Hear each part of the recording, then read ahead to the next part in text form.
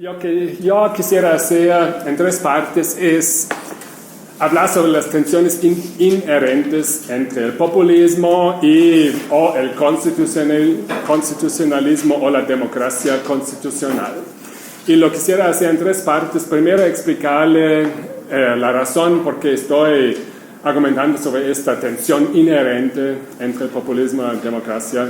Segundo, ejemplificar esto con una pequeña discusión de los populistas neoliberales de los años 90, Carlos Menem, Alberto Fujimori, este tipo de líder populista. Y después, la segunda mitad de la charla, la tercera parte, sería sobre el populismo de izquierda actual, Hugo Chávez, Evo Morales, Rafael Correa.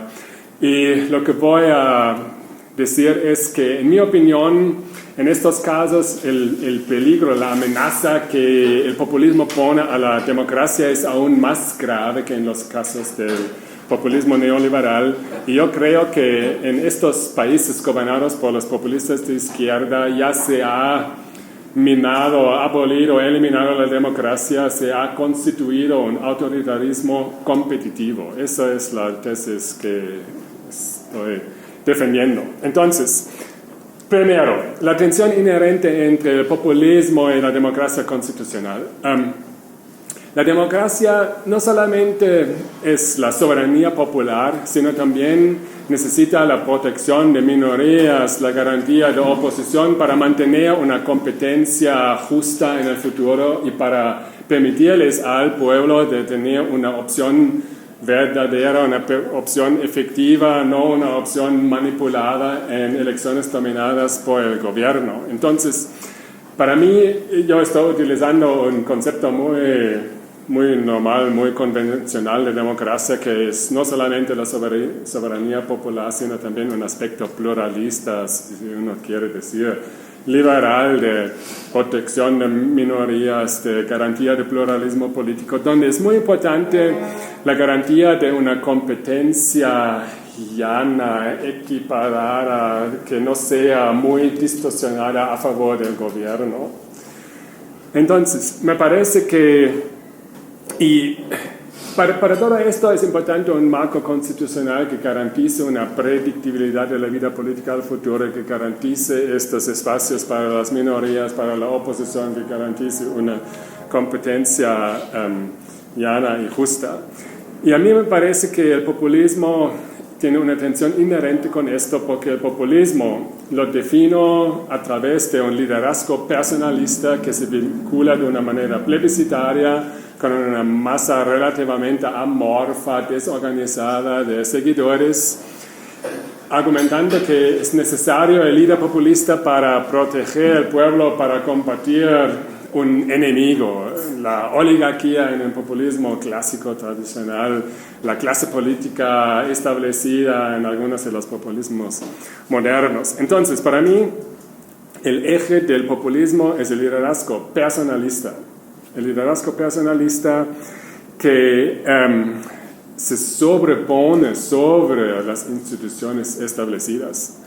Primero, no sé, algunos de ustedes me dijeron que conocen mi artículo de definición del populismo, porque claramente el populismo es un tema muy controverso, ha habido mucho debate, es un concepto muy vago. Entonces, para tal vez tomar un par de minutos para justificar eso, tradicionalmente se solía definir el populismo como un paquete de varias características, de un estilo político, carismático, de liderazgo, de una orientación económica, muchas veces nacionalista, intervencionismo estatal, de una política social distributiva, generosa, y muchas veces inicialmente se asoció al populismo con una fase del desarrollo económico de América Latina, por ejemplo, de la fase inicial de la sustitución de importaciones, porque eso permitiría esta orientación económica, esta distribución social, todo este tipo de cosas. Entonces, yo en mis trabajos critiqué este esfuerzo de asociar el populismo con características económicas, sociales, con fases históricas, porque uno ve desde la perspectiva de la ciencia política. En mi opinión, no hace mucho sentido, porque uno ve que muy después de la fase inicial de la industrialización de sustitución de importaciones, que había líderes políticos que utilizaron los mecanismos típicos, las estrategias típicas, las tácticas típicas de los populistas antiguos, convocando a las masas, aumentando su poder personalista, tratando de mantener una vinculación directa, plebiscitaria con el pueblo, todo ese tipo de cosas.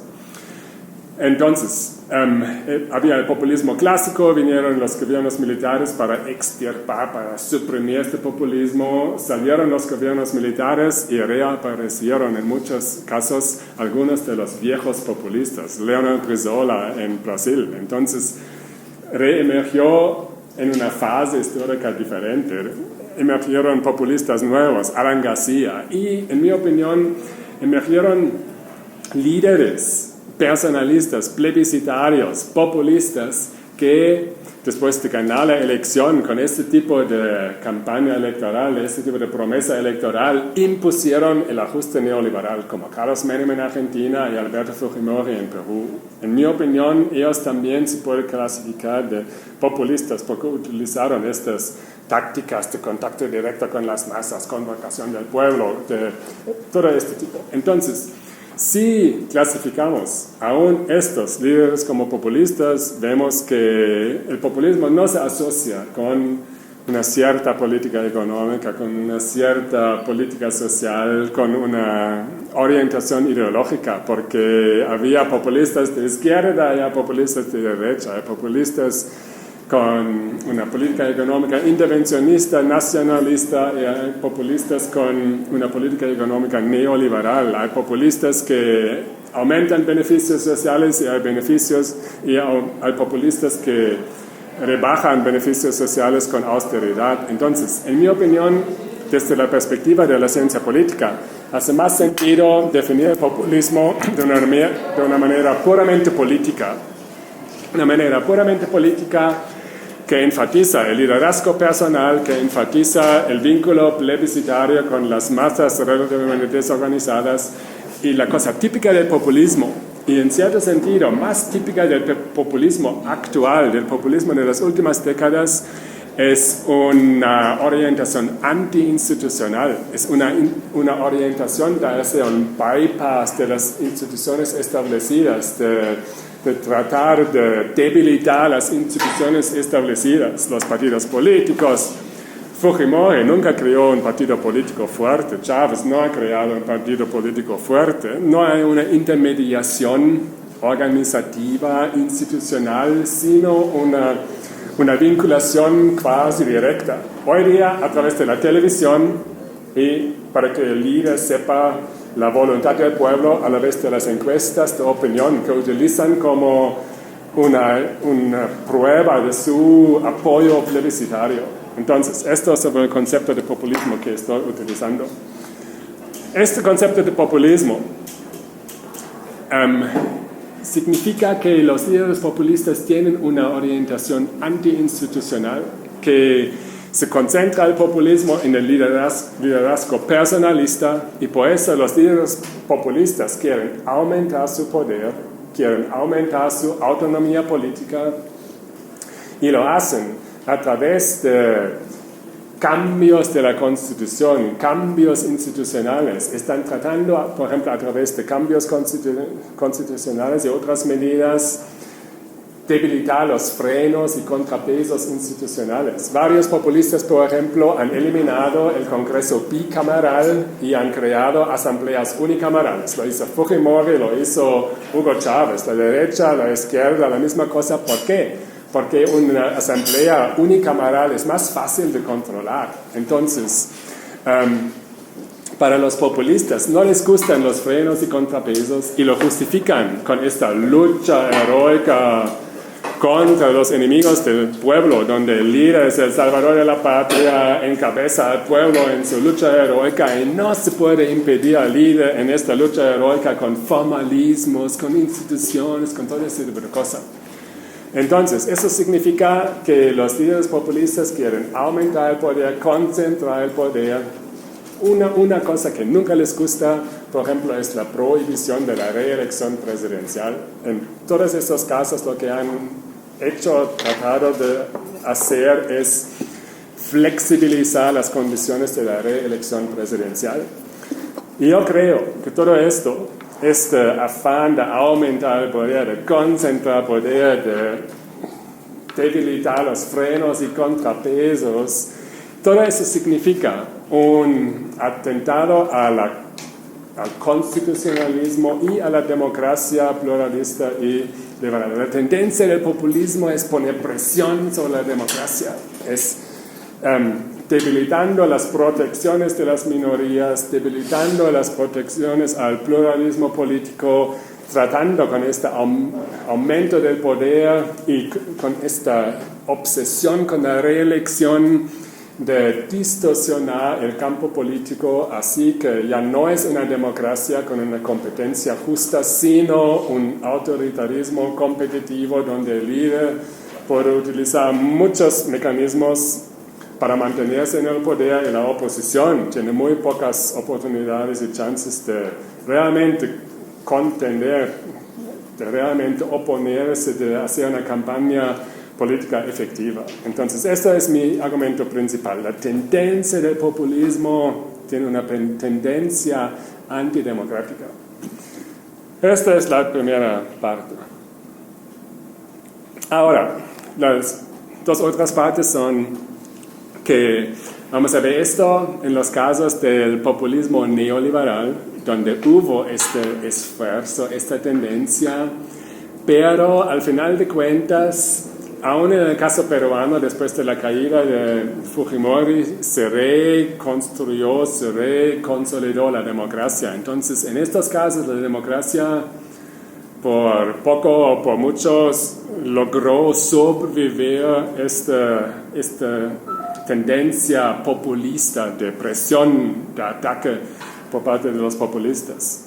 La última parte más controversa va a ser que en los casos del populismo de izquierda la democracia no ha sobrevivido a estos ataques que han tenido éxito en destruir la democracia. Primero, los populistas de derecha, los neoliberales. Y aquí me enfoco en 4 casos. El caso de Carlos Menem en Argentina, Alberto Fujimori en Perú, Fernando Collor de Mello en Brasil.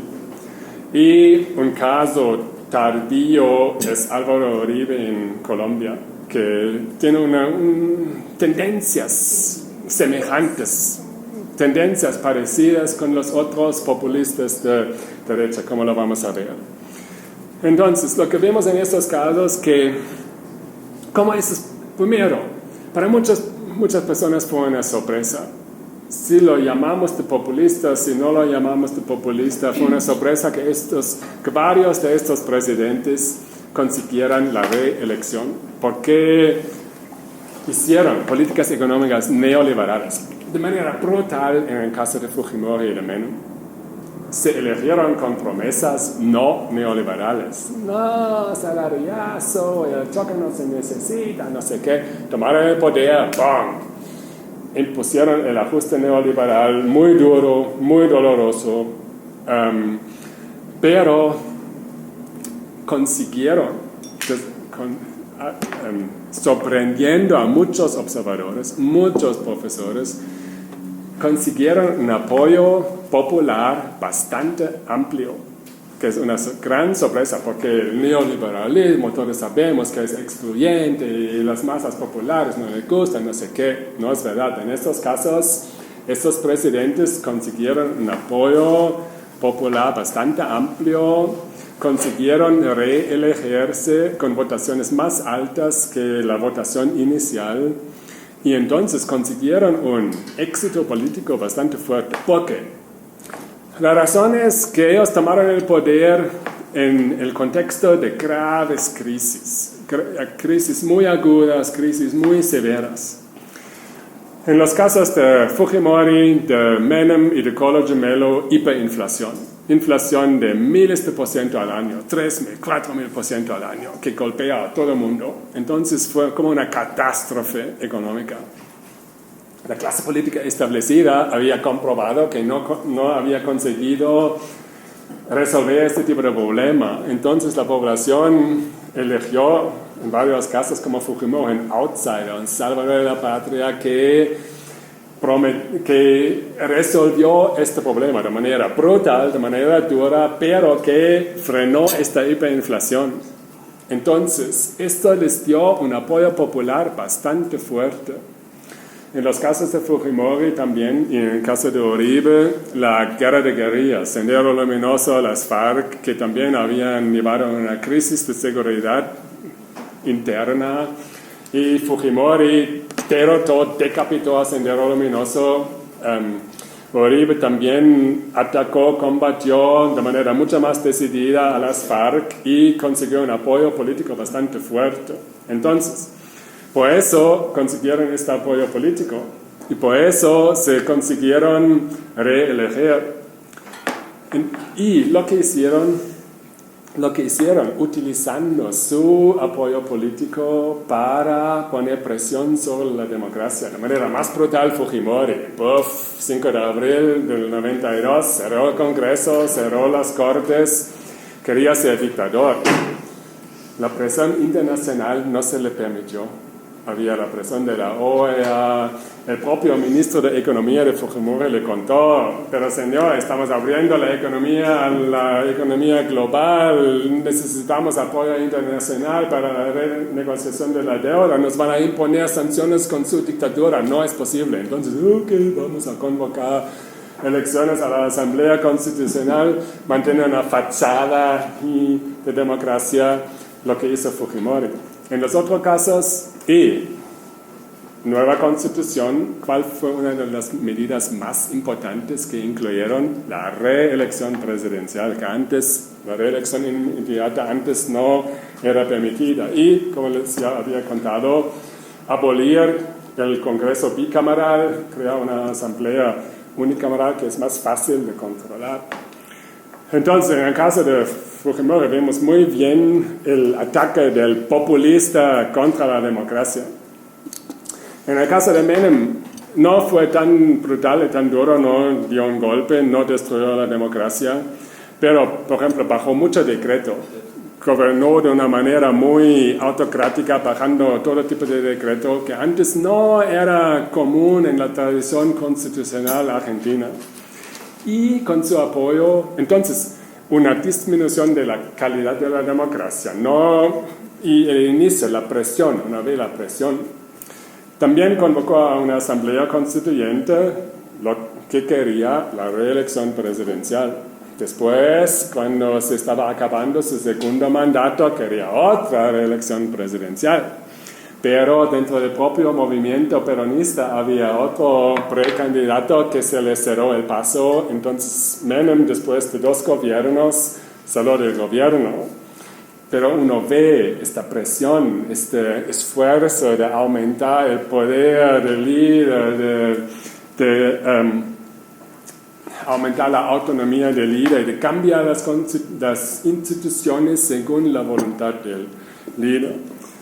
En el caso de Collor Mello, él también tenía una orientación bastante fuerte, determinada, casi autocrática, pero fracasó en frenar la inflación. Entonces no tenía éxito económico, no tenía el apoyo popular, lo sacaron, lo derrotó, en cierto sentido, la clase política establecida del Brasil y lo echó, Entonces acabaron con esta amenaza del populismo, con el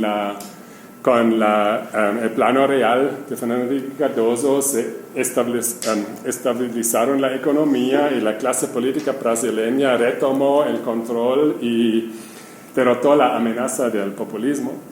En el caso de Uribe, una tendencia semejante, no tan fuerte porque no tenía tanto éxito. En el final del 93 quería un referendo para cambiar la constitución, no consiguió el apoyo para aprobar este referendo. Consiguió la reelección presidencial, se reeligió, quería otra reelección, la Corte Suprema le dijo no, Corte Constitucional no se puede, Uribe se despidió. Entonces, presión uno ve un poco, pero las instituciones colombianas lo suficientemente fuerte para frenar esto, pero la tendencia es clara, la tendencia de aumentar el poder, de maximizar la autonomía del líder personalista. Y una cosa muy interesante en los populismos de derecha, que también vamos a ver en los populismos de izquierda, el líder personalista claramente está tratando de hacerse indispensable. Porque no quiere que tenga que salir del poder y por eso está tratando de suprimir cualquier alternativa que puedan hacer. No solamente en la oposición, que Fujimori puso bastante presión sobre la oposición, no tanto en los casos de Argentina, Brasil, Colombia, pero también en el propio movimiento del líder personalista. No quieren que un segundo surja. Por ejemplo, en el caso de Fujimori había Jaime Yoshiyama que estaba surgiendo. No. Lucinchi era de Venezuela. Un japonés también, Yoshiyama, que surgió, que tenía más poder. Fujimori lo echó, porque no quería que había una alternativa dentro del propio movimiento. Entonces, todo depende del líder personalista, y esa es la justificativa para conseguir la reelección, porque ¿quién hay? Solamente todo depende de Fujimori. La estabilidad económica, la victoria contra Sendero Luminoso depende de Fujimori. Entonces, una táctica típica para preparar la mantención en el poder es de suprimir alternativas. Entonces, lo que vemos en el caso de los populismos de derecha, que había esta presión sobre la democracia, que había en el caso de Fujimori una destrucción temporaria de la democracia, el establecimiento de un autoritarismo competitivo que cayó después con Fujimori. Pero no resultó ser una amenaza permanente, una amenaza coordinada a la democracia en América Latina.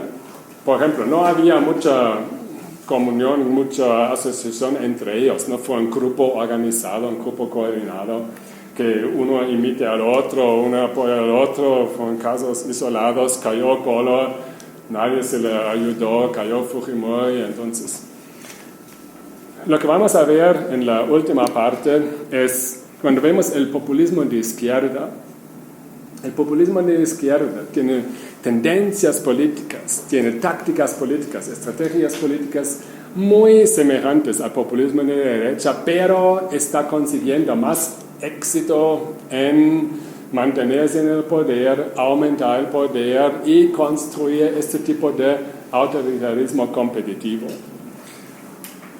Lo vemos, y es una cosa muy interesante.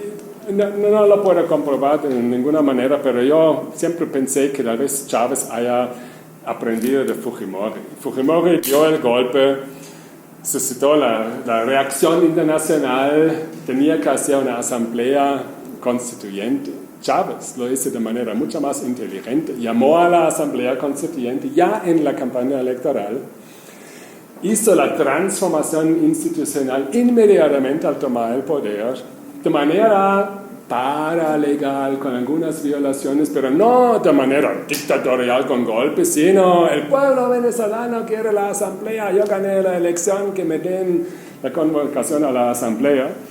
Transformó la constitución, concentró poder, disminuyó los frenos y contrapesos, por ejemplo, aboliendo el Congreso bicameral, creando la asamblea unicameral y permitiendo la reelección presidencial. Y esta estrategia chavista, ya en la campaña electoral, prometiendo la asamblea constituyente para la refundación del país, después, esta era la primera prioridad: transformar el marco institucional, concentrar poder, aumentar la autonomía del líder político y preparar la reelección. Este se tornó como en un script, como en un recipe, que imitaron Evo Morales en Bolivia, Rafael Correa en Ecuador, que quería imitar Manuel Zelaya probablemente en Honduras y que ahora, con dificultades más grandes por razón del vigor de la sociedad civil, también en Argentina, esta tentación Cristina Fernández de Kirchner de ¿cómo sería una otra reelección? Y claramente aprendiendo de Chávez. Después de la victoria de Chávez, ahora uno puede leer en los periódicos La Cámpora, este movimiento de jóvenes peronistas liderado por el propio hijo de la presidenta. Ganó Hugo Chávez. Esto significa que tal vez también aquí podemos hacer un poco más para ampliar, tener una asamblea constituyente. Ha surgido esta idea de una asamblea constituyente y la reelección de la señora en el poder. Entonces, un script, una cosa atractiva a otros presidentes. Y si yo me quiero autoperpetuar en el poder, que yo imite, que yo copie este script chavista. Muy interesante, un caso que no conozco muy bien, pero que me parece muy llamativo, el caso de Manuel Zelaya en Honduras, que no era izquierdista, que era estanciero de derecha, no sé qué, pero Hugo Chávez lo hizo muy bien, se le salió de manera muy exitosa para que no imitar un poco esta cosa. Okay. Esto.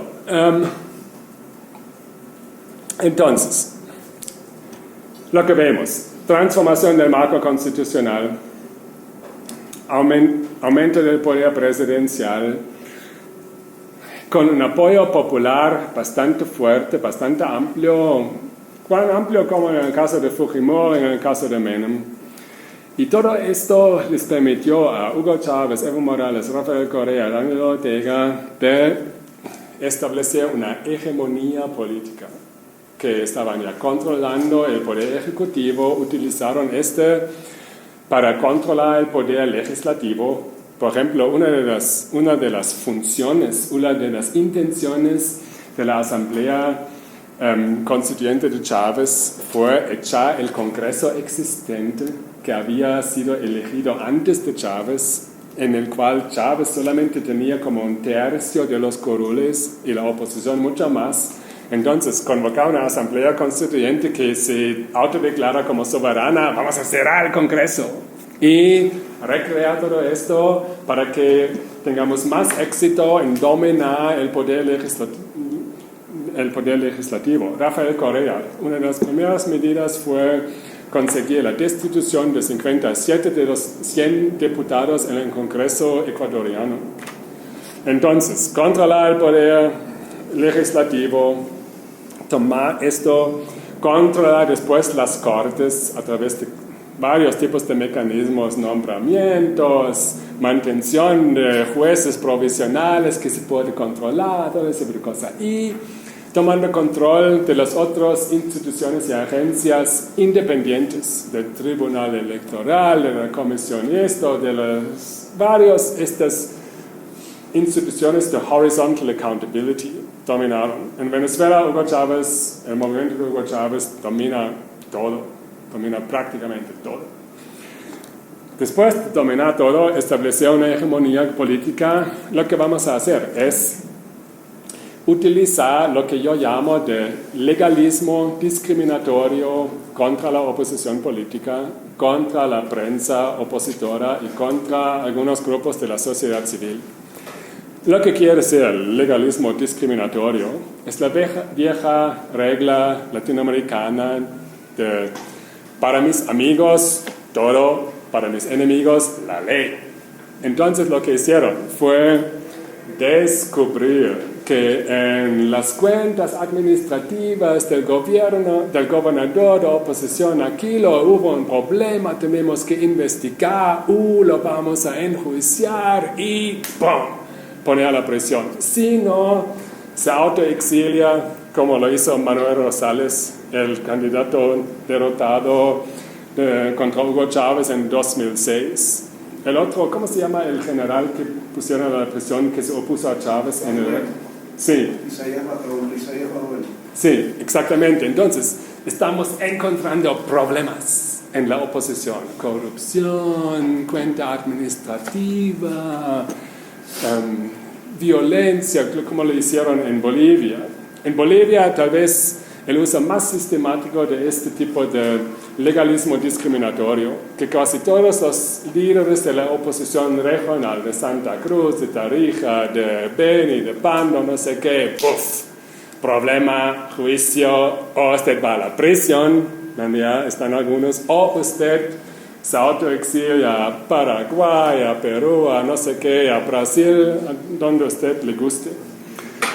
Entonces, y la cosa que es interesante de esto es, formalmente no es ilegal. Formalmente no es ilegal. Entonces es muy difícil de defenderse, porque usted es el gobernador de la oposición, encuentran... ¿Ustedes se acuerdan el caso de AMLO aquí? El gobierno de Fox descubrió que construyó una carretera, algo no sé qué, que no estaba y lo van a inhabilitar. Ese tipo de cosas. En México no funcionó.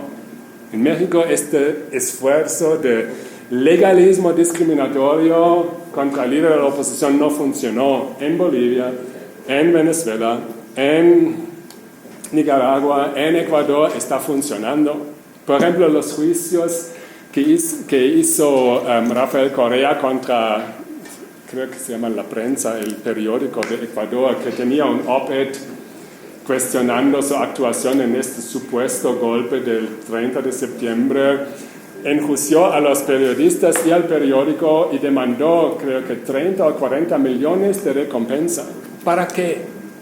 Para intimidar a la prensa independiente, para desmantelar el debate libre y para poner presión sobre el pluralismo. Entonces, y la cosa es que esto formalmente es legal. Es muy difícil de defenderse contra esto. Y lo vamos a ver domésticamente. Es muy difícil de defenderse contra esto y lo vamos a ver también en términos internacionales. ¿Okay? Y yo, en mi opinión, el uso sistemático de este legalismo discriminatorio les ha permitido a estos presidentes de populismo de izquierda de establecer regímenes que son, de hecho, efectivamente autoritarios, pero que tienen la fachada democrática de tener elecciones. Entonces, lo que estoy utilizando es el concepto de Lucan Way y Stephen Levitsky del autoritarismo competitivo, donde el gobierno sí hay elecciones, pero el gobierno distorsiona la competencia tanto que es casi imposible para que la oposición pueda ganar esas elecciones. Es casi garantizado, probabilidad muy alta, que el gobierno gane estas elecciones a través de todo tipo de, no solamente uso y abuso del aparato de Estado en términos de gastos, en nombramientos, todo tipo de cosas, sino de ataques a la oposición, de restricciones a la oposición. Solamente para darles un ejemplo de la última elección venezolana. En la última elección venezolana, Hugo Chávez habla mucho, y habla en televisión, y tiene el derecho como presidente de demandar que todas las televisoras transmitan los mensajes presidenciales. Entonces tiene un acceso total a la televisión. Para la campaña electoral, la televisión claramente es muy importante para alcanzar la población. Entonces ustedes podrían adivinar cuántos minutos les concedieron a los candidatos presidenciales para hacer propaganda electoral en la televisión. 3 minutos al día. 3 minutos al día.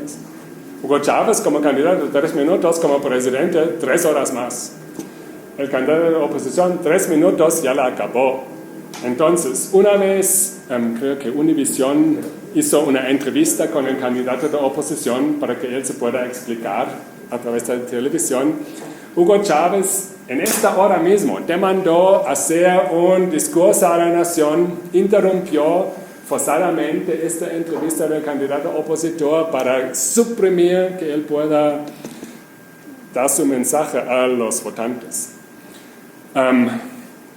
3 minutos es muy poco.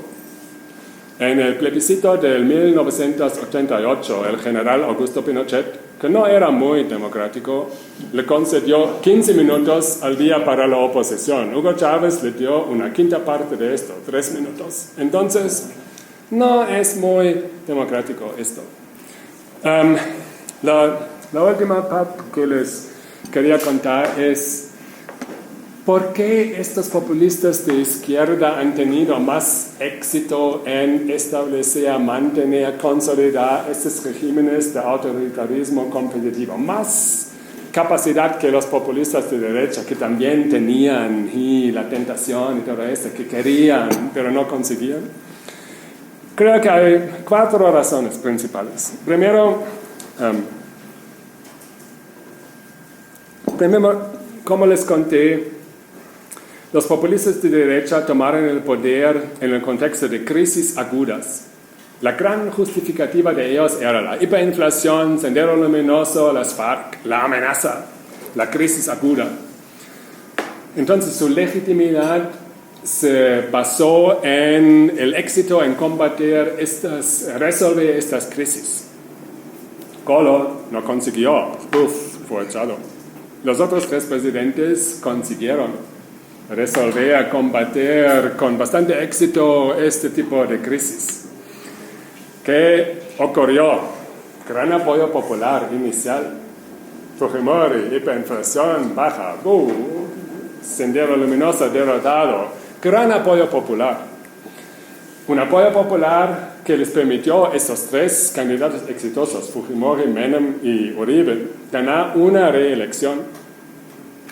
Pero si su legitimidad principal es combatir una crisis aguda y grave y usted tiene éxito, usted está entrando en una paradoja del éxito porque el problema que legitimó su gobierno ya está resolvido. Entonces usted se está haciendo indispensable. ¿Para qué mantener Fujimori el samurái si ya decapitó Sendero Luminoso? No necesitamos este tipo de liderazgo ahora. En el caso de Menem, sí, muchas gracias por resolver la hiperinflación ahora como con el desempleo. Entonces uno ve pasar la legitimidad en este tipo de crisis aguda. O uno fracasa como Collor, o uno tiene éxito, muchas gracias por un segundo mandato y después, pero ahora usted ya no es tan necesario, usted ya se está haciendo dispensable. Los populistas de izquierda no se basan en este tipo de crisis aguda que es fácil de resolver. Se basan su gobierno en problemas estructurales más graves, más difíciles de resolver. La pobreza, la desigualdad, la exclusión, el sentimiento de opresión. Entonces, esto uno no resuelve tan rápidamente. Hugo Chávez tiene 14 años de gobierno con un boom petrolero muy alto, todavía no ha resuelto la pobreza, la desigualdad, todo ese tipo de cosas. Entonces, por eso necesita más tiempo y hace campaña con este tipo de cosas.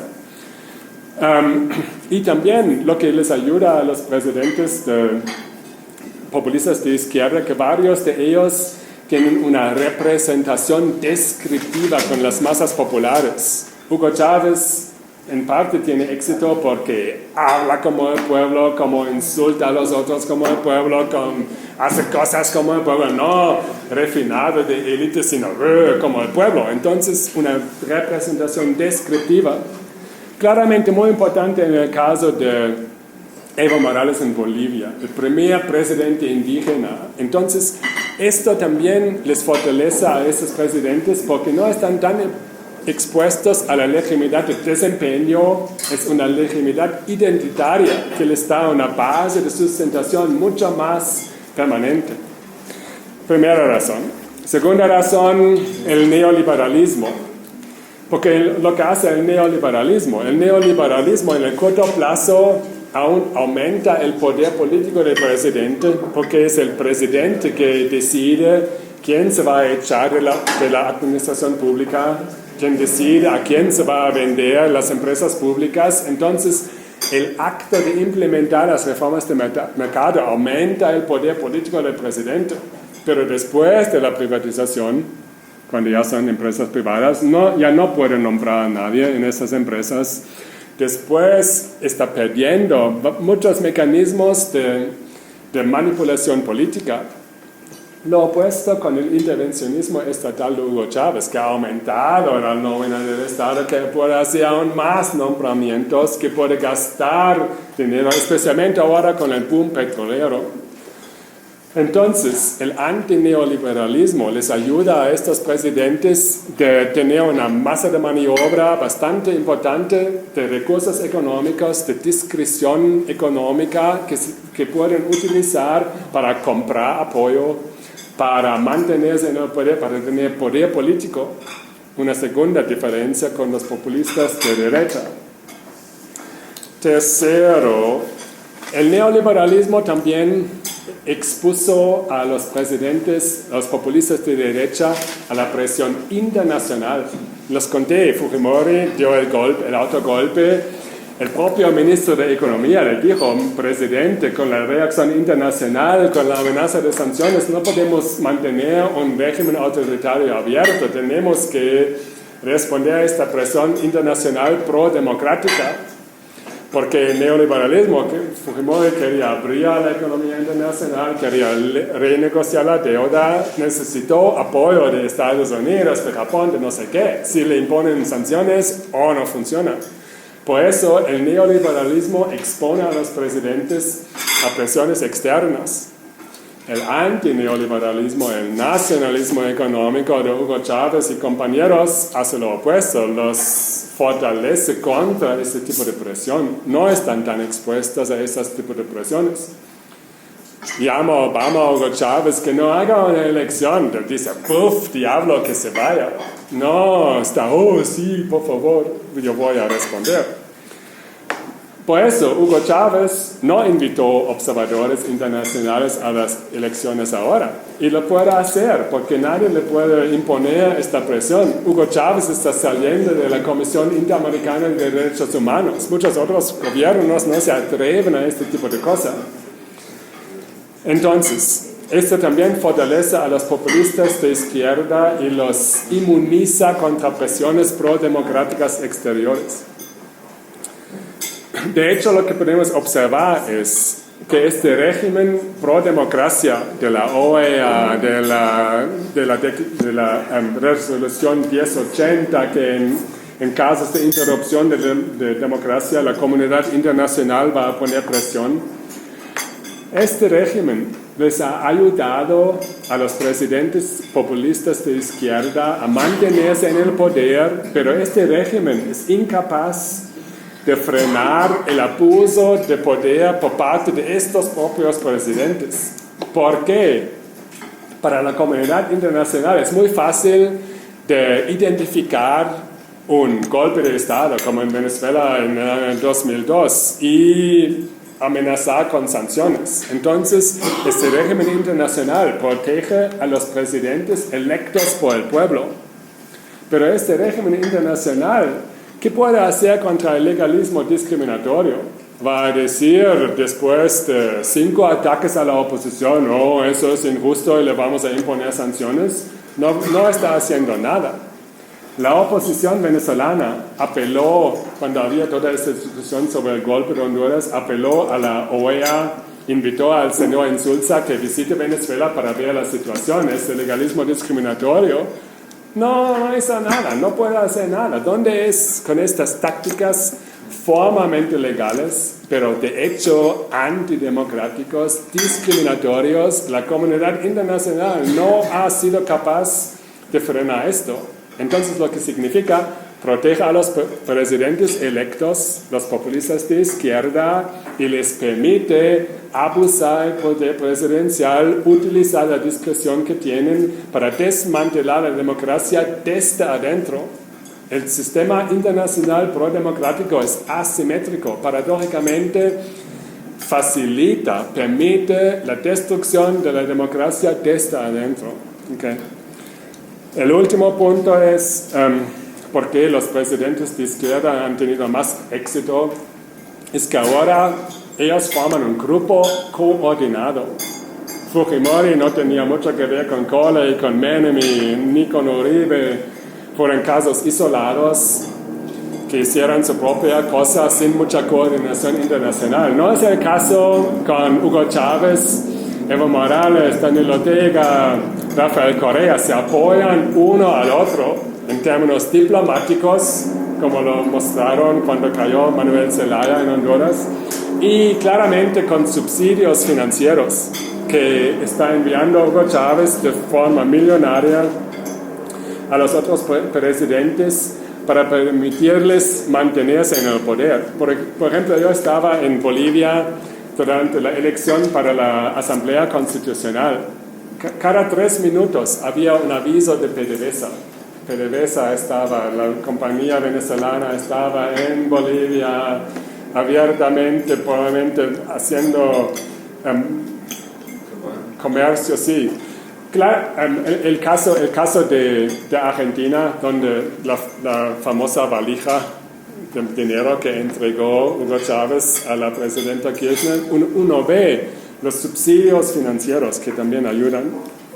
Y por eso yo creo que es otro factor que ha fortalecido a los presidentes de izquierda, porque es un grupo coordinado que se ayuda uno a mí, y también significa que los protege contra la presión internacional. Fujimori era solo cuando enfrentó la presión de la OEA. Si alguien pone presión sobre Hugo Chávez, inmediatamente tiene apoyo de Evo Morales, de Daniel Ortega, de Rafael Correa, mucho más de Cristina Kirchner, mucho más difícil de poner presión sobre un grupo coordinado. Y este grupo coordinado también ha habido un efecto contagio, un efecto demostración a otros casos. Claramente el caso de Honduras, que fracasó, y ahora mismo el caso de Argentina, donde la tentación, lo atractivo de este script chavista, de asamblea constituyente, de reelección presidencial, está teniendo un impacto actual.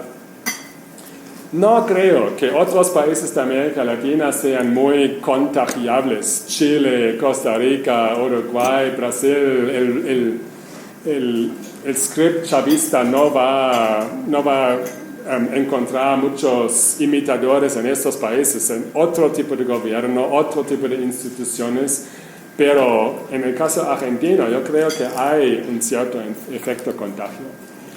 Entonces, esto es mi argumento, mi tesis principal, que el populismo, que sea de derecha, sea de izquierda, pone presión sobre la democracia.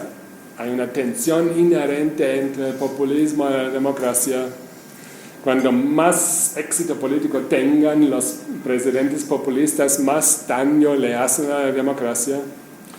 Y que desafortunadamente los presidentes populistas de izquierda en la época actual, en parte financiado por este boom petrolero que ayuda a Venezuela, que ayuda a Ecuador, que ayuda a Bolivia con la exportación de hidrocarburos y que indirectamente le ayuda a Nicaragua a través de subsidios chavistas, que en esta época actual con el boom petrolero los presidentes de izquierda tienen más apoyo, más éxito político y por eso han conseguido desmantelar la democracia desde adentro, establecer y consolidar regímenes de autoritarismo competitivo que probablemente no serán fáciles de redemocratizar. Muchas gracias.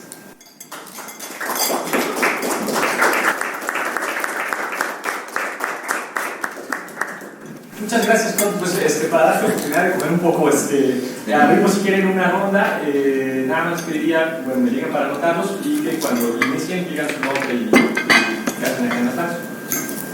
Bienvenido, un gusto poder dialogar contigo otra vez. Yo soy José del Tronco, profesor de Flaxo.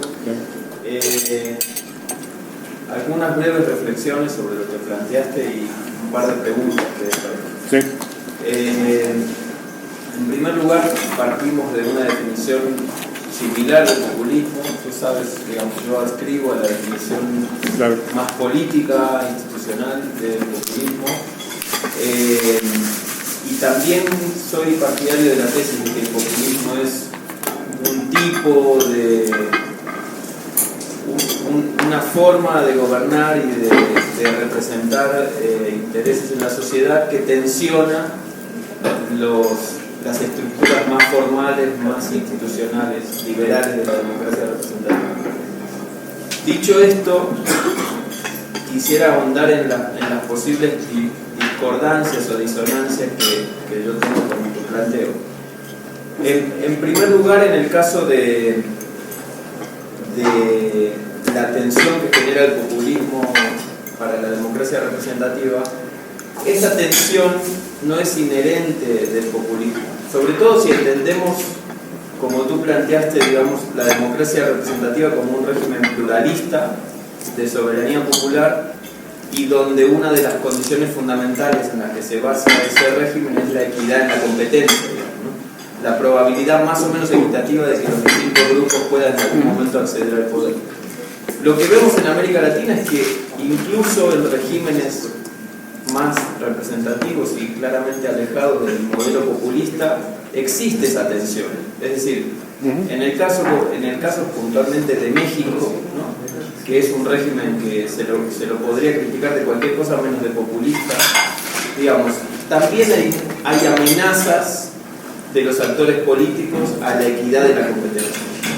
Es decir, México hoy en día cuenta con una institución electoral de las más sofisticadas del mundo, pero el comportamiento de los actores muchas veces va en contra de la equidad, y sin embargo esta institución muy sofisticada no tiene muchas veces las herramientas como para impedir esas mismas amenazas que se dan en un régimen más de tipo populista como en el caso de Chávez, solo que quizá con orientación diferente y bajo un paraguas institucional también diferente.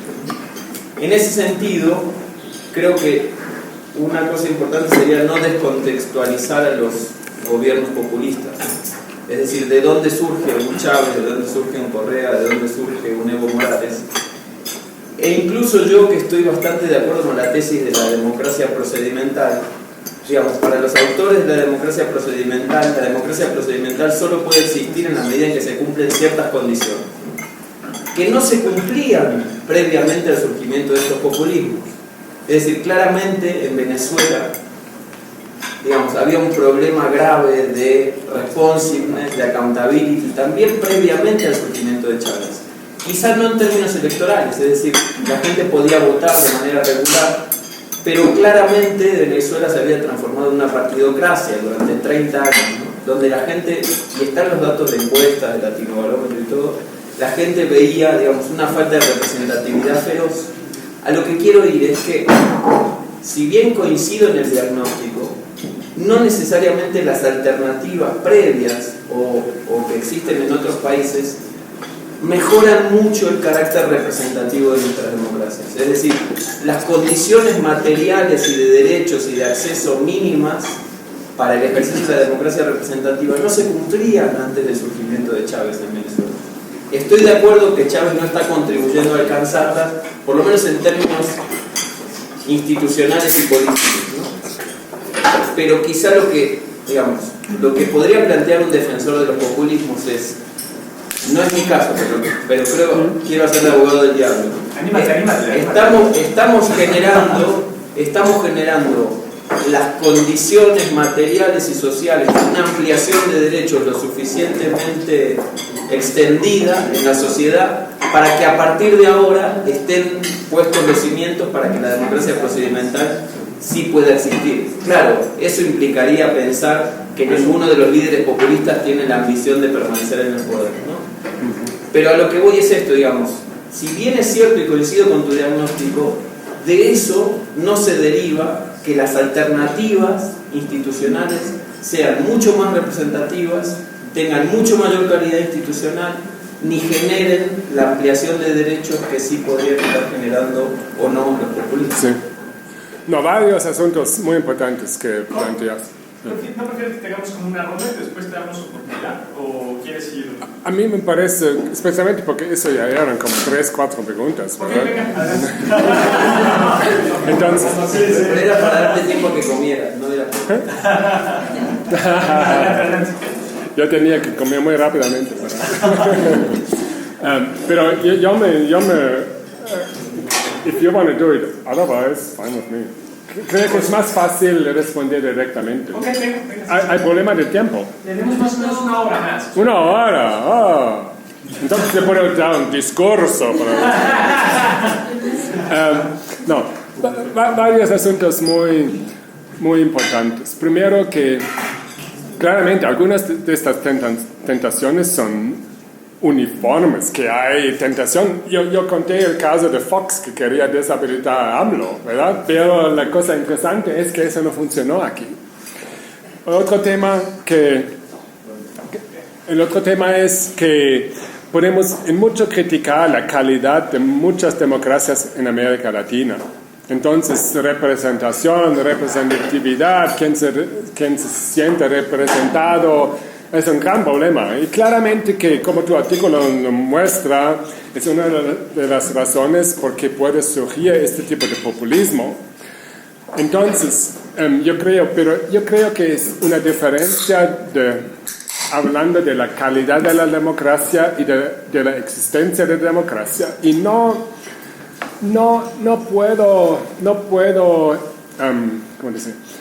creo que sea justificado hacer medidas para aumentar la calidad de la democracia, destruyendo la propia existencia de la democracia. Entonces, especialmente porque para aumentar la representatividad, para aumentar el nivel de beneficio económico y social del pueblo, no tenemos que destruir la democracia. Gracias. El sustento material de la discusión. No es necesario. El argumento que estás desarrollando implica que sea necesario, que sea un trade-off, que hay planteado al menos. Sí, pero no es necesario. Podemos tener beneficios económicos sociales que ha habido en los últimos años en Brasil, que había con la concertación en Chile, de gobiernos de centro-izquierda que son perfectamente democráticos y que también pueden aumentar los beneficios económicos sociales del pueblo y que aumentan en ese sentido la representabilidad del pueblo. Una cosa trágica en el caso de Venezuela fue que cuando había cada vez más crítica a la partidocracia de Acción Democrática del COPEI, estaban surgiendo nuevos movimientos y nuevos partidos. En el caso venezolano había este partido, la Causa Radical, que se pasó en movimientos sociales, en sindicatos del Estado Bolívar, no sé qué, que pareció como una alternativa promisoria a esta vieja partidocracia. Esto tal vez habría sido una alternativa buena para Venezuela, que podría representar estos movimientos, sentimientos ciudadanos que se sintieran excluidos sin destruir la democracia. Entonces, yo reconozco el propio hecho que puedan surgir esos populismos. Significa que en aquellos países la democracia existente tenía deficiencias importantes, pero no deficiencias que justifiquen de cualquier manera el asalto. Hay deficiencias que yo creo que fueron resolvibles de manera muy diferente de un populismo autoritario. Y el último punto, Hugo Chávez, las misiones sociales. No tenemos mucha investigación empírica de lo que está ocurriendo realmente, pero parece, dado la renta petrolera que tiene Hugo Chávez, que la administración de muchas de estas misiones es muy deficiente. Hugo Chávez mismo admitió en el año 2008-2009 que la misión de salud, una de las grandes banderas del chavismo, la mitad de los puestos de salud estaban cerradas y no funcionaron. Entonces, ¿cómo es posible? No es una resolución de los problemas. Gasta miles de millones de dólares y no sabemos sobre la destinación de mucho de este dinero, porque totalmente no es transparente, y para programas sociales que no parecen muy bien administrados y que tienen la clara función política de mantener el máximo líder en el poder. Porque son politizados, porque se utiliza para dar beneficios a los propios seguidores, no darles a la oposición, entonces. Bueno, yo me anoté también en la lista, pero la verdad que me anoté, o sea, ya más de una vez que se para irlo anotando. Yo tendría nada más 3 o 4 puntos que me gustaría pues, conocer tu opinión. Porque veo justo con este Pepe también que hay cuando haces el análisis sobre el populismo y las tensiones que genera la democracia, haces un desarrollo interesante en la caracterización del populismo, pero hay menos desarrollo en la caracterización de democracia, de qué estás entendiendo por democracia.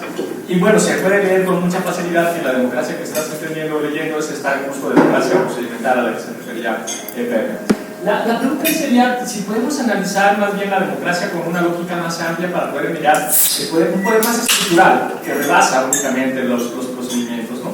Para ver un poco esto, para hacer el diagnóstico de cómo se encontraba efectivamente distribuido el poder, incluso pensándolo en términos de distribución de recursos políticos, en esta ya muy vieja discusión sobre si una sociedad se encuentra estructurada de forma elitista, pluralista, corporativa, cómo estaba efectivamente distribuido el poder en esas sociedades en particular, porque a veces, y siguiendo aquí directamente otra vez a Steven Lux en esa discusión sobre recursos políticos, como dice el propio Steven, podemos tener sociedades que cuando las miramos en sus conflictos parecen sociedades pluralistas, pero cuando las miramos en sus no decisiones, ¿no? En ese poder estructural, en realidad son sociedades estructuradas de forma bastante distinta, bastante cerrada, con un poder que en realidad parece difuso, pero no lo es bastante concentrado, ¿no? Incluso para pensar el propio caso de México, donde llega un nuevo gobierno que parece en realidad que tiene un poder muy, o más bien que hay un poder de control muy difuso, con independencia judicial, tiene mayoría en las cámaras, etcétera, etcétera, pero que cuando uno mira ya no nada más a los jugadores institucionales, sino también a los jugadores no institucionales o poderes fácticos, pero que efectivamente estructuran el poder en una sociedad, ya no me queda claro que esté tan difuso el poder con la llegada de este presidente, ¿no? El bloque político-económico que efectivamente tiene poder con la llegada de este presidente. Entonces, siguiendo esa lógica, es que me gustaría saber o conocer tu lectura sobre los populismos, pero ya no frente únicamente a la democracia, que tiene una democracia procedimental, sino a los populismos frente a esta estructura de poder que efectivamente existía antes en América Latina, ¿no? Y hay una cosa también más institucional que me pareció bien relevante, porque bueno, el trabajo que yo desarrollo tenía que haber empezado por ahí con las instrucciones que yo di. Daniel Vázquez, profesor investigador de la Flaxo, yo trabajo sobre todo derechos humanos y su relación con la democracia. Y la parte interesante es justo eso, que esas constituciones, las constituciones de Bolivia, de Ecuador o de Venezuela, en particular la primera, no la segunda, que finalmente no logró incluso concretarse, pero sí la primera, son las que utilizamos en derechos humanos como constituciones clave, ¿no? Como constituciones de tipo ideal para pensar en la constitucionalización de los derechos humanos, ¿no? Y cuando nosotros las pensamos como incluso tipo ideal para pensar la constitucionalización de los derechos humanos, creemos también que al constitucionalizar así los derechos humanos hay una dispersión de poder hacia la ciudadanía, no solamente por el reconocimiento explícito de esos derechos humanos, sino incluso por los propios mecanismos de garantía que ahí se establecen, ¿no? Claro, ahí la cosa es que yo otra vez estoy pensando poder y concentración en una lógica bien distinta. No estoy mirando esto que tú muy bien explicaste, si en vez de tener un congreso bicameral ahora tienes un unicameral, sino que estoy pensando poder en otro lugar, ¿no? Un poder más de distribución, o una distribución más social del poder, ¿no? A eso es tal vez a lo que yo me refería. Y mi pregunta sería esa: si pensamos democracia ya no como democracia institucional, sino como distribución del poder en una sociedad en particular, distribución más amplia del poder en una sociedad particular, ¿cómo están jugando ahí los populismos? La verdad que me gustó mucho la charla, y cuando a uno le gusta mucho la charla, mi interpela tiene como 15 preguntas. Yo tenía un montón más, pero para no acaparar un poco más bien que pararía ahí para dar muchas oportunidades. No sé si tú quieres que... No, está bien. Sí. La democracia más amplia, ¿no? Yo no sé cómo ir a definir este tipo de cosas, y yo no sé cuál país del mundo ir a clasificar como democrático de esta manera. Claramente no Venezuela, porque con todo este discurso, sí, tenemos que democratizar la prensa, por eso estamos poniendo esta presión sobre Clarín, y por esto estamos cerrando la radio, televisión Caracas en Venezuela. Esto me parece un pretexto para desmantelar el pluralismo de la sociedad y concentrar más poder no en la ciudadanía, sino en el líder populista. Entonces, este discurso, claramente, en todas las sociedades el poder está distribuido de manera muy desigual. Todas las sociedades existentes son elitistas, hay poderes fácticos, todo este tipo de cosas.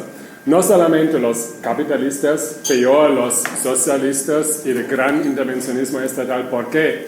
Porque en el capitalismo hay gobierno teniendo el poder político, los empresarios, la prensa, que tampoco no son un cartel de élites que manipula todo como marioneta desde atrás, sino también tiene una heterogeneidad.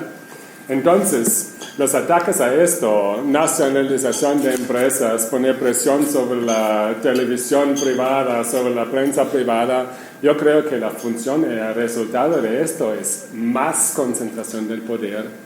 Significa, en mi opinión, que el poder político se está utilizando para sacar poder de otras esferas de la sociedad y no distribuir a la ciudadanía, sino que concentra en el poder político. Entonces, este argumento no me parece muy convincente porque no conozco ningún país, claramente no los socialismos establecidos y claramente no los gobiernos, los países bolivarianos actuales, donde se haya distribuido el poder de manera democrática y todo ciudadano tenga su parte proporcional de poder. Esto no existe y creo que la promesa de hacerlo es una mentira que lleva a más concentración de poder.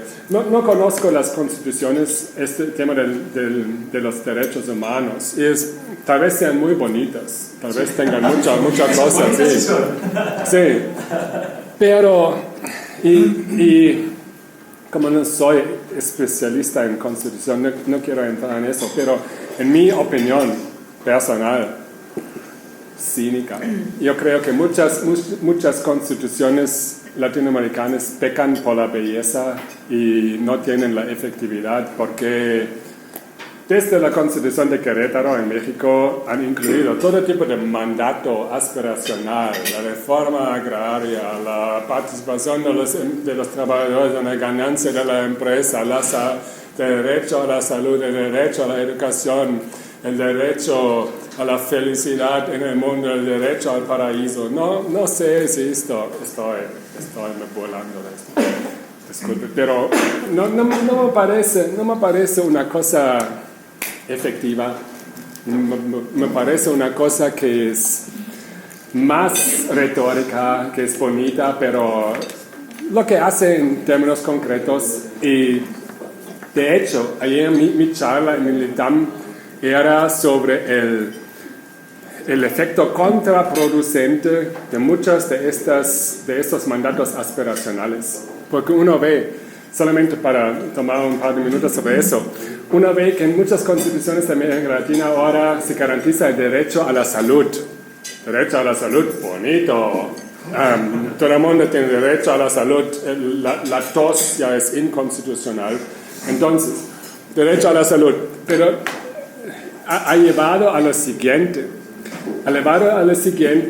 Que ahora las cortes toman estos mandatos aspiracionales como derechos concretos y les permiten a pacientes que son en el área de salud, a pacientes que son desproporcionalmente de la clase media, de demandar al gobierno en la corte de entregarles, por ejemplo, medicinas o cirugías muy sofisticadas y muy caras que en la política democráticamente decidida, la política de salud, no están cubiertas. Entonces uno ve que cada vez más los ciudadanos recurren a las cortes y cuando uno tiene un problema de salud, la política de salud que está priorizando la atención más básica, que tiene un paquete de medidas que cobre, otras cosas no cobre, vienen desproporcionalmente de las clases medias, demandan que les entregue medicamento que cuesta como $10,000 al mes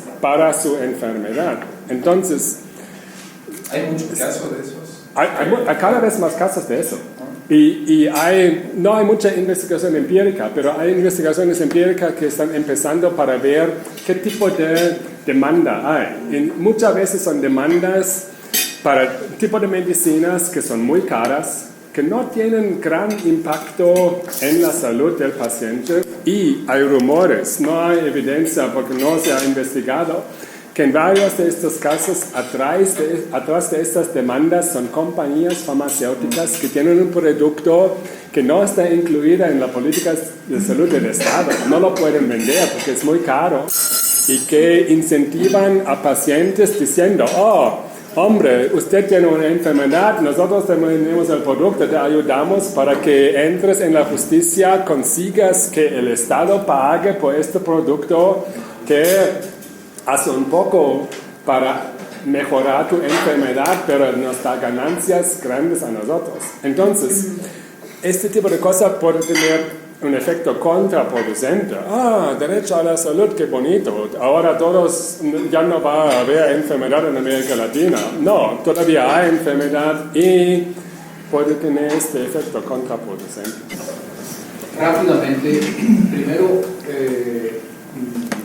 me ha gustado mucho tu presentación. Y es muy interesante el análisis y la diferenciación de causas que encuentras en la relación populismos de izquierda, derecha y democracia. Y haría dos observaciones en relación con la polémica. Uno es, yo tiendo a pensar más el tema de la democracia en nuestras sociedades, especialmente cuando va más allá de la soberanía popular y la división de poderes, que son los dos elementos básicos, además de el respeto a los derechos básicos de libertad de expresión, reunión, etc., es decir, las libertades fundamentales, como un problema más al estilo Tocqueville, que tiene que ver con las dificultades para que arraigue un régimen político en sociedades que no están acostumbradas ni tienen en sus preferencias la organización de la sociedad en forma acorde con un sistema democrático. No democráticamente, sino acorde o funcional con respecto a un sistema democrático. Pienso mucho en la contraposición entre dos libros de Tocqueville, el de Democracia en América y el libro sobre el antiguo régimen, l'Ancien Régime francés, que justamente se enfrenta al problema de la dificultad que en Francia se tuvo después de la Revolución Francesa para arraigar el sistema democrático, una sociedad que era tremendamente feudal y potentemente campesina, más parecida a la rusa que a la inglesa, poniendo los extremos. Entonces ese me parece un punto importante, porque creo que a veces le pedimos al régimen político democrático que resuelva cosas que la sociedad debe resolver, aunque ciertamente hay un problema, y ese sí creo que es un problema, y es que las coaliciones dominantes en las democracias latinoamericanas por lo general no resuelven el problema de las precondiciones de una democracia constitucional. Y una democracia constitucional en el sentido de roles no es puramente procedimental, sino que tiene que tener algunos elementos de contenido y de finalidad básicos, sin los cuales no es democracia. Porque, por ejemplo, si es pura, como el mismo Rawls lo señala, si es puramente procedimental, procedimentalmente podemos acabar con la democracia. Entonces, para que sea constitucional, constitutiva, tiene que tener un componente ontológico que esté precediendo al procedimiento. Solo esas dos observaciones. Perdón que me meta en el tema. No, perfecto. ¿Saben también? ¿Puedo hacer un comentario sobre eso? Porque que regresa al tema que mencionó José. Por ejemplo, yo creo que para cualquier tipo de democracia, un clientelismo político fuertemente asentado es un problema. Entonces, hay precondiciones en la sociedad para una democracia aún definida de manera puramente procedural. Y yo creo que esto es un grave problema que necesita de reforma. Afortunadamente, varios países de América Latina están introduciendo sistemas, programas sociales para desmantelar, para debilitar este tipo de clientelismo. Por ejemplo, yo creo que en el caso de Venezuela, yo no creo que estas menciones sean anticlientelistas. Yo creo que están creando nuevas clientelas. Entonces, aún en este sentido, yo no creo que la solución sea este populismo de izquierda, por lo menos en el caso de Venezuela, sino más bien la izquierda más partidaria de Lula da Silva y de la concertación en Chile, que están mejorando la atención social de la población gradualmente, demasiado despacio, pero están creando la precondición en la sociedad para que los ciudadanos tengan la independencia y la autonomía de votar por sí mismos, no porque lo que les indica el patrón. Solamente como un ejemplo de este tipo de precondición en la sociedad. Sí, yo creo que vuelve también sobre aspectos que han tocado antes, pero si yo mal no recuerdo, el texto de Levinsky y el de autoritarismo competitivo no se restringe a este tipo de regímenes populistas, aunque yo particularmente no soy muy... No soy muy partidaria del populismo como concepto, ¿cierto? Ya usted mismo ha mencionado los problemas que eso tiene. Pero y en ese sentido, esa tipología que establece Levinsky, lo que subrayaba era que después de estos gobiernos autoritarios no se había incorporado democracias competitivas en estos países, en Latinoamérica, sino que asistíamos a lo que él denominaba regímenes de autoritarismo competitivo. En ese sentido, esto se corresponde un poco con las intervenciones anteriores, y es que las dificultades que podrían señalarse en este tipo de gobiernos más personalistas, caudillistas, si se quiere, en el caso de Uribe, podría uno encontrar ejemplos en otro tipo de gobiernos supuestamente competitivos, sin hablar de lo que señalaban ahora sobre los problemas de la representación en general en las democracias, con los medios masivos y las formas institucionales que son, creo yo, un problema no resuelto y casi que apenas por discutir, sí. Pues yo creo que no sé si resoluble, pero por resolver. Entonces, que en ese sentido uno podría encontrar ejemplos de esas mismas prácticas en todos estos gobiernos.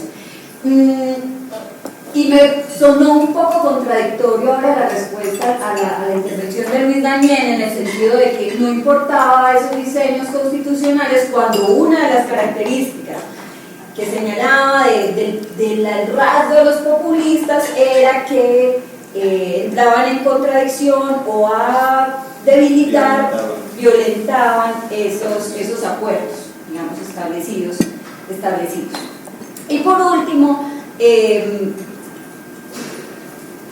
la medida también en que me parece difícil pues sostener, calificar como populismo, pues tener una coherencia en qué es eso de populismo y meter ahí de derecha a izquierda y bueno. También en el tema de la coordinación, de cómo ellos se apoyan, uno podría decir que los populismos de izquierda se apoyan entre ellos, pero que los de derecha no. Uno podría decir, bueno, pero es que hay una coordinación aún mucho más importante del Fondo Monetario Internacional, del Banco Mundial, que sistemáticamente salían a apoyar, a decir que ellos han hecho una muy buena labor. En el caso de Uribe, en el caso de Fujimori en el 96, fueron importantes precisamente porque las organizaciones de derechos humanos iban a hacer lobby internacional y gracias al apoyo de estas organizaciones internacionales, él pudo reelegirse la segunda vez, sin contar qué pasó entre incluso su primera elección, entre la primera y la segunda vuelta. Entonces creo que sí hay coordinación, incluso mucho más efectiva de parte de ese tipo de... Hubo una coordinación mucho más efectiva de parte de esos gobiernos a otro nivel. Y precisamente por ese otro nivel, yo sí tengo, escuchándolo, a mí sí me surge una pregunta, y es ¿qué es lo que dificulta que este tipo de gobiernos que hacen reformas en términos de redistributivos, puede que no tan profundas como ellos mismos las dicen, tienen esta dificultad para consolidar cuadros políticos que puedan permitir un fluido cambio en el no en el gobierno, en la persona que está en este momento en el Ejecutivo, contrario, por ejemplo, en el Perú, a Colombia, donde, claro, no son imprescindibles, no por esas razones que tal vez usted mencionaba, no estaría de acuerdo en el caso de Uribe, en que no pacificó nada, pues la pacificación ya se había hecho y es para Colombia está paramilitarizado, no hizo ninguna negociación con las FARC, pero estos gobiernos, tanto Uribe como Colombia, incluso Venezuela, sí incorporaron élites incluso tradicionales, que bien podían hacer ese recambio, ¿cierto? Y en los gobiernos sucesivos simplemente llegaron a una consolidación de esas reformas que ellos ya habían implementado. El caso del Perú es muy claro, ¿cierto? Kuczynski siguió en todos los gobiernos posteriores, que fue el que había implementado la reforma, y digamos se siguió profundizando ya ese orden que se había establecido. Entonces hay una relación con esas élites tradicionales o con esas ciertas élites económicas muy diferente, que es lo que hace que estos gobiernos no puedan crear o al menos establecer, o más bien incorporar cuadros de manera estable en esas nuevas élites que se crean, porque se crean nuevas élites, como usted bien lo señaló, que hace que no puedan tener tanta estabilidad como si lo lograron los otros. Sí, varios temas importantes. Esta cosa con la Constitución, yo creo que es muy importante, o potencialmente importante, las reglas procedurales de la Constitución. Lo que el poder que le está a algunas instituciones y a otras, definir el régimen político, lo que significa las reglas, cómo uno adquiere el poder político y cómo uno ejerce el poder político. Lo que a mí no me parece muy importante en la Constitución es esta parte aspiracional de mandatos, del derecho a la salud, el carácter plurinacional del Estado. Yo creo que esto muchas veces es retórica que no tiene una efectividad y que no está, ni siquiera está intencional, tiene la intención de efectividad, son más proclamaciones, son más aspiraciones. Y yo no creo que esto sea muy importante, que es bonito, pero no creo que en términos efectivos sea muy importante. Y cuando es importante, creo que a veces puede tener estos efectos contraproducentes que yo discutí en el caso de derecho a la salud. Varios otros temas. La coordinación a través del FMI, el Banco Mundial. Yo no tengo evidencias que estas instituciones hayan coordinado, manipulado el lado político de los gobiernos de Fujimori y de Menem. Claramente que les hayan apoyado en términos económicos y les permitieron, no sé, por ejemplo, desviarse de la disciplina presupuestaria antes de elecciones, pero no era este tipo de apoyo directo abierto que hay entre los gobiernos populistas de izquierda. Tal vez el asunto más importante que tal vez no haya entendido totalmente, que cómo es que en los populismos de izquierda no hay líderes políticos como segundos alternativos y en los populismos de derecha los hay. ¿Fue esta la pregunta? Como la dificultad para que estos gobiernos personalistas puedan mantener la estabilidad, crear ciertos cuadros con estabilidad. Sí, yo creo... A diferencia pues de los otros Sí. gobiernos donde las élites, digamos, de derecha como que están más como que... Yo creo que en esto hay una diferencia significativa entre el populismo neoliberal de derecha y el populismo de izquierda, porque el populismo neoliberal de derecha depende de un cierto apoyo tecnocrático. Esto del neoliberalismo, si tienes vinculación con el Banco Mundial, tú quieres tener para tu legitimidad de desempeño, tienes que mantener la estabilidad de la economía, entonces hay un incentivo interno de tener un cuadro tecnocrático y hay apoyo externo para este cuadro tecnocrático. Entonces, Carlos Menem no tenía tanto monopolio de poder como Hugo Chávez, porque había Domingo Cavallo. En el caso de Fujimori, cuando dio el autogolpe, les conté la anécdota, fue el propio ministro de Economía que le dijo, usted no lo puede hacer. Hugo Chávez, ¿quién es el ministro de Economía? Yo ni siquiera sé quién es el ministro de Economía en Venezuela. No importa, porque no son tecnócratas, no tienen este peso político propio. El ministro de Economía de Venezuela no puede enfrentarse a Hugo Chávez y decir, no, usted no puede robar la elección porque nos va a venir el Fondo Monetario. Entonces, yo creo que la orientación tecnocrática significa que hay un poco más de pluralidad de distribución de poder en el populismo de derecha comparado con el populismo de izquierda. Porque yo creo que claramente en el populismo de izquierda, por mucho en el caso de Hugo Chávez, predomina el criterio de la lealtad política y marginaliza el criterio de la calificación técnica en nombramientos. No es así tan claramente en los casos del populismo de derecha. También hay la tensión. A Menem nunca le gustó Domingo Cavallo, lo quería echar, pero lo necesitaba por muchos años. Fujimori la misma cosa, lo echó a Carlos Polonia más temprano, pero era un poco de limitación, un poco de distribución de poder dentro de estos gobiernos. No es así en el caso de Venezuela, que yo sepa, no hay un contrapeso. Y crear cuadros, ¿cómo uno lo hace si uno enfatiza tanto la lealtad política? Por ejemplo, en Bolivia ahora quieren crear cuadros políticos, pero es muy difícil. ¿En qué vas a adoctrinar a ellos? Sí,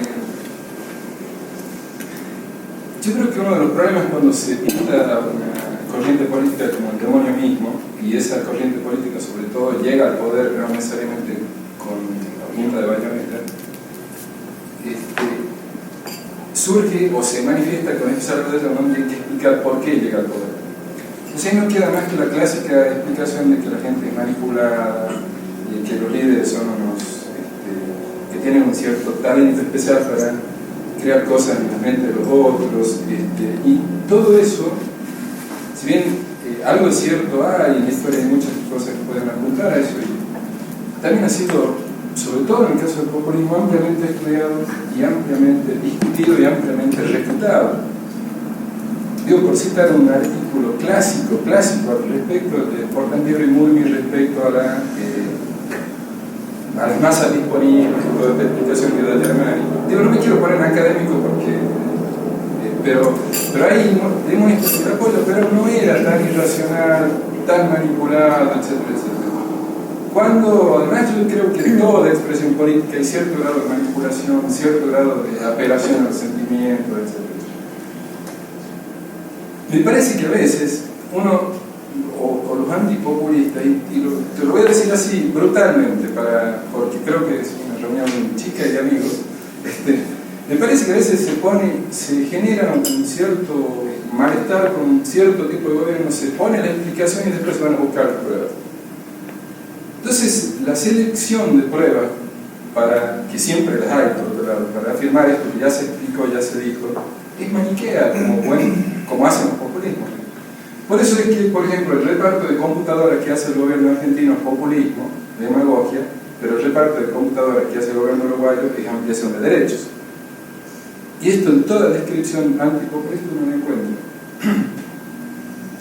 Me parece que por un lado hay un sesgo en la descripción, hay una selección de hechos que son negativos, pero por otro lado hay un sesgo, o no hay un sesgo, sino hay directamente una imputación indebida o no justificada acerca de lo que eso significa cuando muchas de las cosas que dice creo que son ciertas, absolutamente ciertas. Entonces, lo que explica, por ejemplo, la adhesión al populismo no explica en otro lado, por ejemplo, el boom petrolero. Si fuera así, el pan no seguiría más. Si alguien se benefició del boom petrolero, el pan acá. Entonces, el tema de los aportes de Chávez al resto de América Latina, creo que salvo en el caso de Bolivia por el tamaño del país, y en otro lado es absolutamente intrascendente, o Cuba, ¿no? Pero estamos hablando por ejemplo, en el caso argentino se encontró una pareja con $800.000 que no pueden explicar que Cristina gana una elección porque le llegaban $800.000, que además muy probablemente le llegó al bolsillo de un funcionario, que ni siquiera sirvió para hacer demagogia. Entonces me parece que hay una cosa así de... Por otro lado, hay una apelación a cosas tan oscuras como tendencias, el espíritu del populismo. Bueno, según lo que yo leí en las teorías más racionalistas de la política, eso no es una cuestión tan solo de espíritu, sino que el interés de todo político es más o menos perpetuarse él o su grupo, ganar elecciones, etcétera, etcétera. Entonces creo que necesitamos de algo más sofisticado. Otra cosa, me parece que los derechos no solo fueron proclamados ni solo se hicieron constituciones bonitas, que además sí se hicieron constituciones bonitas y se declararon derechos, pero además muchos de ellos se hicieron efectivos, muchísimos. Bonos para educación, tratamientos sanitarios, hubo ampliación efectiva de derechos. En el caso de Argentina, el derecho a la justicia, con el juicio a las juntas, antes de ayer se acaba de meter preso a 3 tipos que fueron asesinos. Eso no es fantasía, más allá de que alguien puede decir que Cristina lo hizo para ganar la elección. Bueno, se supone que los políticos hacen casi todo para ganar la elección. Además, creo que hay, en tu exposición hubo una generalización del caso Venezuela y la aplicaste a todo, y eso es problemático. Por ejemplo, yo estuve en Venezuela cuando fue en Ecuador cuando fue la reforma de la Constitución. Estaba dando clases, no estaba asesorando nada. Y hubo realmente debate, hubo intervención, claro que hubo intervención gubernamental, pero digo, si tenés un partido político y estás hubo, claro, hay intenciones de intervenir. Pero por ejemplo, el tema del uso de los medios, no es cierto que Correa haya gozado durante tanto tiempo de mayores medios que la oposición. Todos los medios estaban en las manos de la oposición, y yo escuchaba analistas que hablaban de Correa como si fuera Stalin. En serio, hablan del régimen, es un lenguaje así. Entonces, yo creo que son cosas que hay que ponderar. Y por otro lado, acá se desconoce que hubo una ley de medios que con todas las discusiones que se puede hacer, por más que eso haya sido precedido de un cálculo político para debilitar al adversario, cosa que me parece que también es esperable, no dice, por ejemplo, que el diario Clarín, el grupo Clarín, tenía 360 medios en todo el país. Que a ver, ¿por qué se preocupa? Digamos, ¿por qué nos preocupamos solo de los monopolios estatales, gubernamentales? Que hay que preocuparnos y no de los otros. Yo creo que hay que preocuparnos. Por lo menos en el caso de Argentina, en la ley de medios, una ley se gestó antes del gobierno de Cristina, intervinieron 130 organizaciones de la sociedad civil y que después se votó casi así. ¿Por qué? Porque le convino a Cristina, claramente. Pero la ley de medios es buena. Ayer acaba de publicarse una nota en que las Naciones Unidas dicen que es una ley muy progresista, bueno, y el New York Times, etc. Salvo que a López Dóriga, que hablaba del rey Mordaza, que además Televisa que hizo lo que es Stalin, por ejemplo, que lo digitalizó a Santiago Krill y lo borró de la palabra, esos son los que van del rey Mordaza. Yo creo que hay muchas cosas que son ciertas, pero muchas cosas que están absolutamente desbalanceadas. Es más, yo, por ejemplo, el tema del respeto a las minorías, yo creo que hay que ser un poco más, ir más al punto, porque en el caso argentino, que es más conocido, creo que en el caso ecuatoriano también, y probablemente en el caso boliviano, por ejemplo, el respeto a las minorías sociales es mucho más alto ahora que antes. En Argentina se votó la ley de matrimonio igualitario, en Bolivia se reconocieron a grupos que no se reconocían, etc. Entonces, me parece que es problemático. También es problemático hablar en general de que los populismos son procesos desinstitucionalizadores. Yo creo que es, si uno por ejemplo toma los populismos clásicos, fueron sobreinstitucionalizadores. Crearon partidos, divisiones dentro de los partidos, sindicatos, etcétera, etcétera. Para uno, lo que uno puede llegar a pensar es que a veces esas instituciones, obviamente funcionalizadas, pero no todas ellas, y hay cientos de estudios que lo afirman, no todas ellas manipuladas. Hay cientos de estudios que dicen, por ejemplo, que desmienten la creencia de que el peronismo manipulaba a los sindicatos. Entre ellos recomiendo el de Gordon, y da ejemplo, empieza con el caso del sindicato en la provincia de Tucumán y dice, bueno, en realidad no los manejaba, tenía acuerdos, pero no los manejaba así. Bueno, básicamente eso me parece que está bueno como llamada de atención, pero me parece que deje de decir algunas cosas porque si vas a hablar también porque coincida con José, pero creo que hay una ponderación maniquea de los populismos y que creo que eso no nos ayuda ni siquiera para estar a favor o en contra de explicarnos por qué y qué son, por qué ganan. Sí. Adelante. ¿Sí? Sí, ese es el resultado de provocar, es que a algunos uno provoca tanto que oyen cosas que uno ni siquiera habló. Por ejemplo, yo no creo que yo haya hablado mucho del tema de la adhesión popular al populismo, si sea racional y no sea, creo que no utilizó... Pero si hablas de manipulación de uso de medios y un poco eso. Manipulación de la población, creo que no utilizó esta palabra, creo que no hablé, por lo menos no está en mis notas de sentimientos, que sea sentimiento no racional, y todo este asunto de Portantiero y Momis, yo creo que no entré en este tema de ninguna manera. También, sí, hay este artículo viejo, hay también, por ejemplo, el libro de Carlos de la Torre que tiene el título La seducción populista. Entonces, no es verdad que el racionalismo sea la teoría hegemónica para entender a los populismos.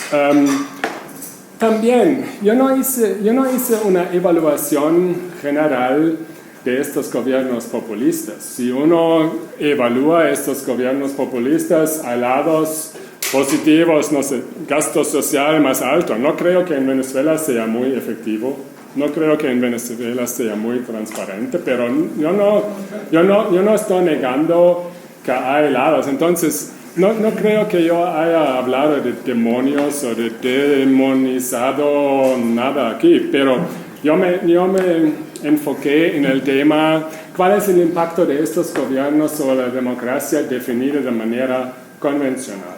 Y en esto yo creo, y para no ser tan provocador, yo también hablé sobre los populismos de derecha, porque no sea una cosa ideológica, yo creo que es un problema del populismo inherente, yo creo, y cuando yo expliqué que yo creo que el impacto es más fuerte y más grandioso en los populismos de izquierda. Yo no hice ningún argumento que Hugo Chávez es el demonio, que es el manipulador, que es el nuevo Adolfo Hitler. Yo invoqué argumentos del contexto político y del tipo de orientación, del tipo de estrategia que están utilizando. Entonces yo no estoy diciendo que es la culpa de Hugo Chávez. Todo gobierno quiere aumentar el poder. Instituciones lo prohíben en muchos casos. En los casos del populismo de derecha, las instituciones son débiles, por algún tiempo permitieron hacer daño a la democracia, pero no tanto en los casos del populismo de izquierda. En mi opinión, esto hace más daño, pero no es que yo esté demonizando nada y no estoy haciendo argumentos sobre, no sé, estos líderes como tales, sino es una explicación de ciencia política, factores, cómo es la política económica, cuál es la implicancia para presiones externas, para el poder del gobierno, cuál es la base de legitimidad con que tomaron el gobierno. Entonces yo quería provocar, pero no quería provocar tanto. No estoy enojado, te digo, me pareció. Yo, Sí, adelante. Bueno, yo soy Hurtado, estudiante del doctorado, venezolano y de alguna manera doliente en algunas de las cosas que usted ha dicho. Yo quería retomar algo que usted señala en su artículo, creo que es del 2001, donde hace la clarificación del concepto. Sí. ¿Puedo decir una cosa más de este artículo? Porque esa es la cosa vieja. Porque el tema de la institucionalización y organización, totalmente de acuerdo que los populistas clásicos dejaron un legado organizativo y institucional. No cuando Perón siempre dominó el partido. Cuando se murió, el partido claramente ganó más autonomía, una fuerza, pero el partido peronista ahora, en términos organizacionales, lo que es muy, muy débil en términos... También es radical en todo el partido argentino. Sí, pero entonces, ¿dónde es el legado organizativo del populismo? En el PRI mexicano, sí, pero en Argentina, y lo que yo enfaticé, me recuerdo que la tendencia anti-institucional, anti-organizativa es especialmente fuerte, no en los populistas clásicos, sino en los populistas de las últimas décadas. Eso solamente para aclarar. Disculpe que... No se preocupe. En ese artículo usted señala como dos dimensiones del fenómeno que creo que es bien acertado entenderlo de esa manera, como desde una perspectiva eminentemente política, relacional, etc., ¿no? Y usted señala ahí la dimensión del populismo como un estilo y el populismo como una estrategia, ¿no? Sí. Usted podría... Yo abogo por la definición como estrategia, no de estilo, porque estilo es mucho, no sé, teatro y campaña electoral, ¿no? Sí. O sea, mi pregunta tenía que ver si esa aproximación del populismo como una estrategia que también, bueno, busca pues concentrar o aspirar al poder, etcétera, puede también entenderse o darse esa lectura que usted ha dicho, que en estos populismos está como esta necesidad de concentrar el poder y de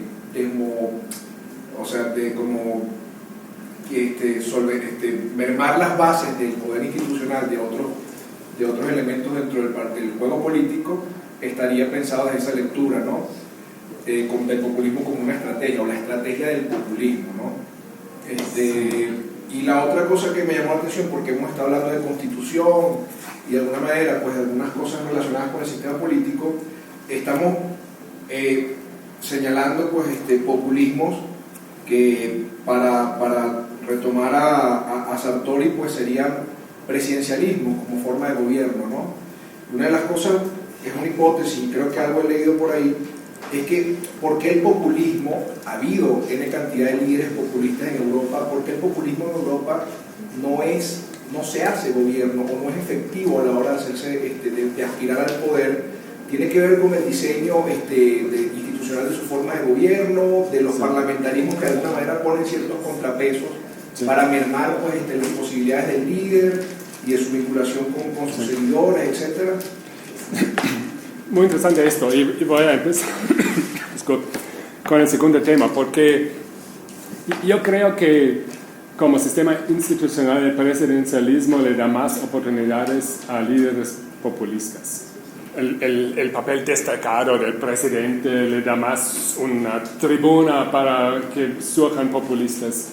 Entonces, es más probable esto, pero claramente que hay muchos sistemas presidencialistas, Chile, Brasil ahora, que no tienen líderes populistas, entonces no es suficiente. Y también yo creo que es verdad que es más difícil que surja un líder populista en un régimen parlamentario, porque yo creo que es verdad que el régimen parlamentario lleva a fortalecer a los partidos políticos y ellos les imponen restricciones a cualquier populista emergente. Pero hay excepciones, el caso de Berlusconi en Italia. Sí. Cuando se autodestruye, cuando colapsa un sistema de partidos como el italiano, esto permite a un líder populista de emerger y mantener el control de la política italiana por 15 años en un sistema parlamentario. Entonces es posible, no es muy común. Y uno ve, por ejemplo, solamente para enfatizar este aspecto, como el caso actual de Hungría, que yo no conozco muy bien, pero parece haber una tendencia populista de derecha atentando con la democracia. Uno ve los condicionamientos externos que le imponen restricciones a esto. Pero es posible. Xenófobo, pues, en el discurso que no está presente pues, en los nuestros, no sé.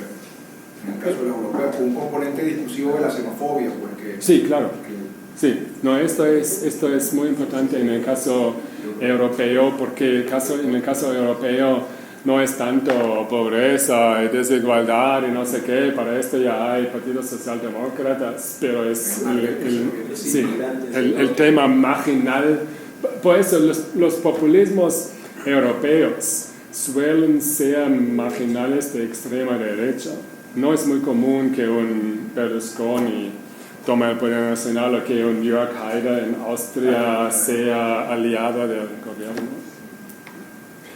El primer punto que... No, era la distinción que hacía usted en ese trabajo sobre estilos y estrategias. Estrategia. Esto, en mi opinión, el populismo tiene una lógica inherente. Esto de tratar de aumentar el poder del presidente no es solamente la psicología de Hugo Chávez, no está haciendo este tipo de argumentos, sino es la lógica interna, porque como el populismo no tiene una sustentación institucional, ¿cuál es la base? ¿Qué es lo que integra, que mantiene este tipo de sistema? Es el poder del presidente, es la autonomía del presidente, y por eso es la lógica de autoperpetuarse. Están centrados en la persona del presidente. Y no es que Hugo Chávez sea no sé qué en términos psicológicos, sino es la lógica inherente de este populismo, de la tendencia anti-institucional. Entonces, si debilitamos a las instituciones, ¿qué resta? ¿Qué puede dar la integración del sistema político? El líder. Entonces, el líder se tiene que mantener. Entonces, estoy tratando de entender, no tal vez de manera racional, pero como una lógica, no que una neurosis psicológica, sino una lógica política.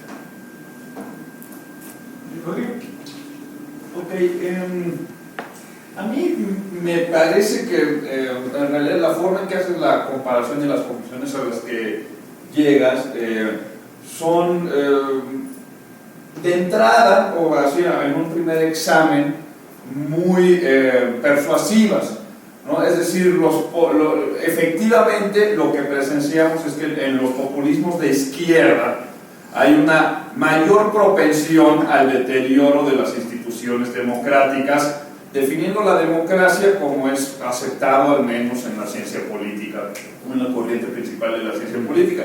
Mientras que los populistas de derecha no es que no haya faltado el intento, ¿verdad? Por supuesto que Menem y que Uribe